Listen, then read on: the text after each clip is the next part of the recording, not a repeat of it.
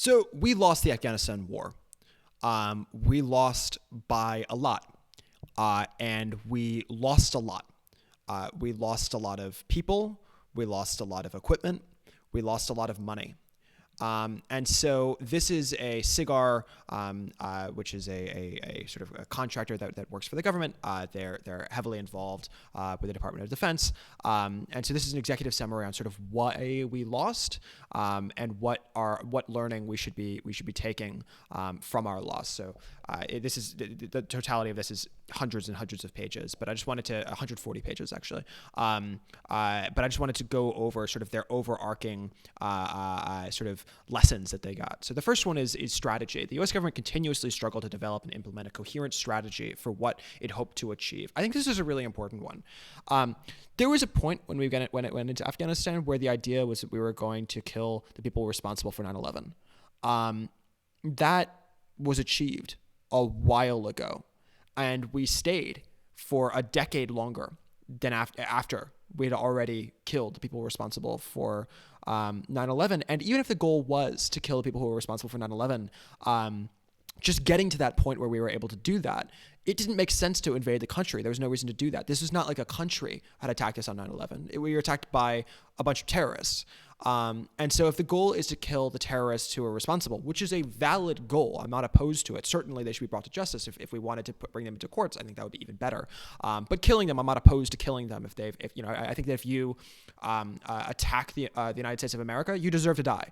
And I don't really have any sympathy for terrorists who attack America, right? So if that was our goal going in, then what we should have done is we should just put a bounty of $10 billion on the heads of everyone who was responsible for 9/11.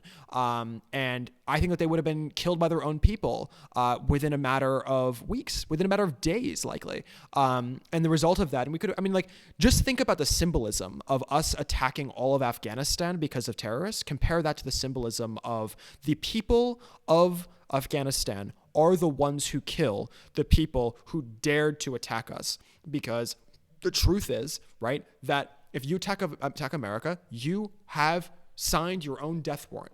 And I think it's more powerful symbolism to be killed not by sort of the Western invaders as they were attempting to frame us, but rather by the people of the Middle East themselves, by the people of Afghanistan themselves. And I think that's really powerful symbolism that we were remiss to not get because of a failed strategy of treating it as though we were attacked by a country when in reality we were attacked by terrorists.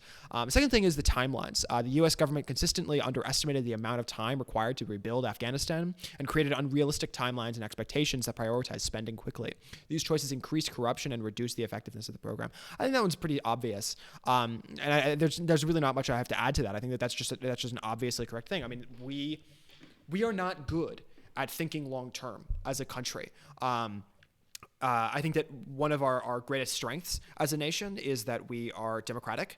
We have a republic, obviously, but we broadly believe in lowercase d democracy. We believe in the rule of law. We believe that the nation should be by and for the people, and that's broadly good. But there are ramifications, and one of the ramifications is that because people in elected offices are constantly thinking about how they can become reelected, constantly thinking about their own futures in relation to electability.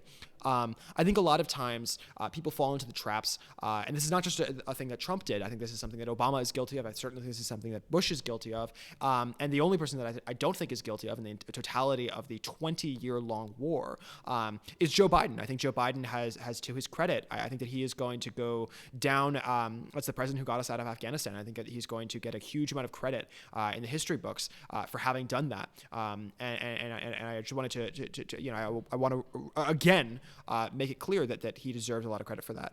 But the thing that concerns me is that we're constantly thinking about the short-term ramifications, right? Like when Biden got us out of Afghanistan, lots of people, even people on the left, were really mad because the Taliban took over. Well, the Taliban took over within a matter of days after we left, and that shows that they would have taken over. Maybe it would have taken a matter of weeks if we'd gotten out in a different way that took another 4 years and another $2 trillion to get to.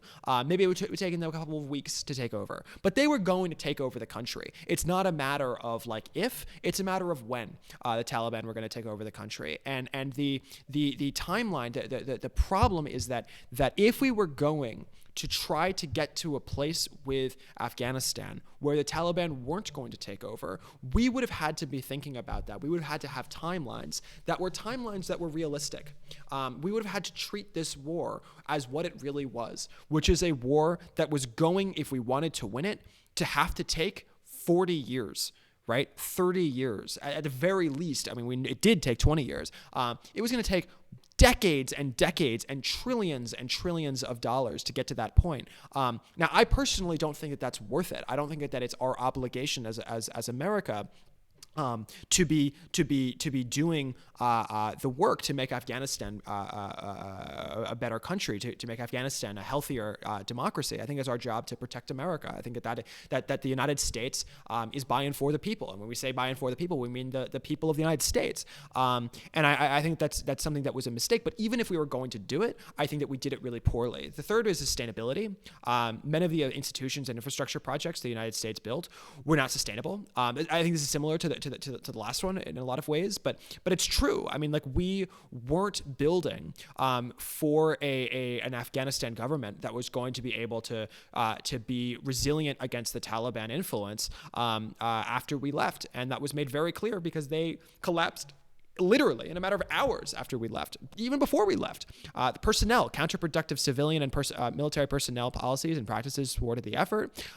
Again, I agree. Insecurity, persistent insecurity, severely undermined reconstruction efforts. The context, the U.S. Government did not understand the Afghan conflict and therefore failed to tailor its efforts accordingly. Monitoring and evaluation, the U.S. government agencies rarely conducted sufficient monitoring and evaluation to understand the impact of their efforts. I just think that this is...